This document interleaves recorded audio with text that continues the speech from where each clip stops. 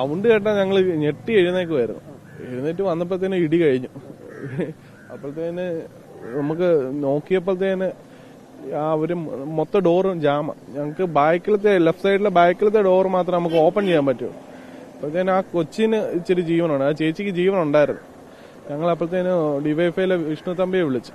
പുള്ളിക്കാരൻ ആംബുലൻസ് എല്ലാം അവിടെ അറേഞ്ച് ചെയ്ത് വിട്ടു.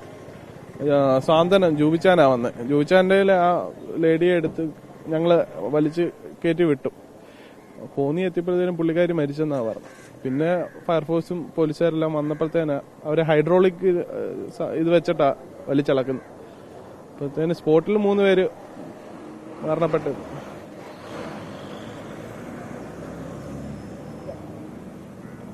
റോഡിന്റെ നിർമ്മാണത്തിൽ അപകടങ്ങളുണ്ട്. ഏറ്റെടുക്കേണ്ട സ്ഥലങ്ങൾ ഏറ്റെടുത്തിട്ടില്ല, വീതി കുറവുണ്ട്, അതുപോലെ വളവുകൾ നേരെയാക്കിയിട്ടില്ല, ഡിവൈഡറുകൾ, ഒരുപാട് അപകടങ്ങളുണ്ട്. സ്ഥിരം ആക്സിഡന്റ് മേഖലയാണ് ഈ മുറിഞ്ഞകല് തൊട്ടുള്ള പ്രദേശങ്ങൾ.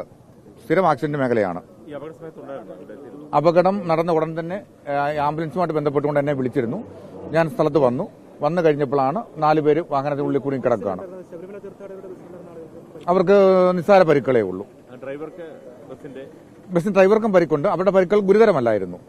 ആ സ്ഥലത്തും ആ പെൺകുട്ടിക്ക് ജീവനുണ്ടായിരുന്നു. അതിനെയാണ് ആദ്യം ഹോസ്പിറ്റലിൽ എത്തിക്കുന്നത്.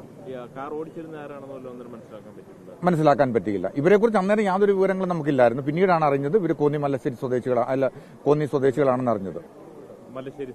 കോന്നി സ്വദേശികളാണ്. പുറത്തെടുക്കാൻ കഴിയാത്ത സാഹചര്യമാണ്. പെൺകുട്ടി 2 പേര് ബൈക്കിലായിരുന്നു. അതിൽ പെൺകുട്ടി എടുക്കാനായിട്ട് സാധിച്ചു. ഉപയോഗിക്കേണ്ടി വന്നു. അപ്പൊ ആദ്യം പെൺകുട്ടിയെ ഹോസ്പിറ്റലിൽ എത്തി. ഞങ്ങൾ തിരിച്ചു വന്നപ്പോഴത്തേന് ഫയർഫോഴ്സും പോലീസും എത്തി. ഫയർഫോഴ്സിന്റെ സഹായത്തോടെയാണ് മറ്റ് 3 പേരെയും വാഹനത്തിൽ നിന്ന് എടുത്തത്. ഹൈഡ്രോളിക് മെഷീനൊക്കെ വേണ്ടി വന്നു. 3 പേരും മരണപ്പെട്ട് തന്നെ വാഹനത്തിൽ കുടുങ്ങിക്കിടക്കുകയായിരുന്നു. തൽക്ഷണം തന്നെ മരിച്ചു.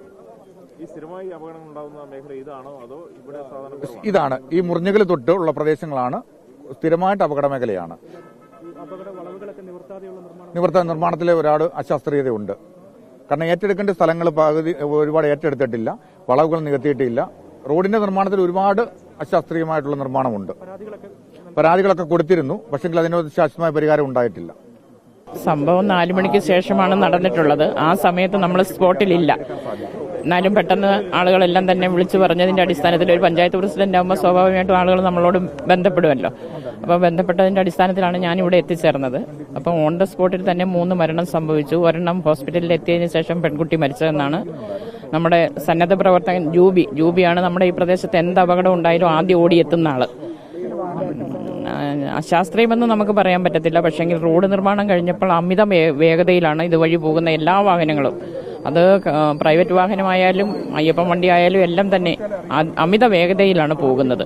അപ്പം നമ്മൾ ഇതുമായിട്ട് ബന്ധപ്പെട്ട് കഴിഞ്ഞ ദിവസം പഞ്ചായത്തിൽ ഒരു മീറ്റിംഗ് ഒക്കെ വിളിച്ചിരുന്ന നിരന്തരമായിട്ട് കലഞ്ഞൂർ പഞ്ചായത്തിന്റെ മേഖലയിൽ ഇങ്ങനെ അപകടം ഉണ്ടാകുന്നത് കൊണ്ട് നമ്മളൊരു മീറ്റിംഗ് ഒക്കെ വിളിച്ച് നമ്മൾ ഇതിനെക്കുറിച്ചൊക്കെ ചർച്ച ചെയ്യുകയൊക്കെ ചെയ്തിട്ടുണ്ട്.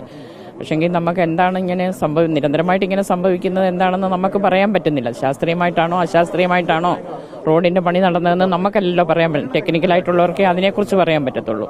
ഇതാണ് ഇപ്പോഴത്തെ നമ്മുടെ ഈ മേഖലയിൽ നിരന്തരമായിട്ട് അപകടങ്ങൾ ഉണ്ടാകുന്നു എന്നുള്ളതാണ് യാഥാർത്ഥ്യം.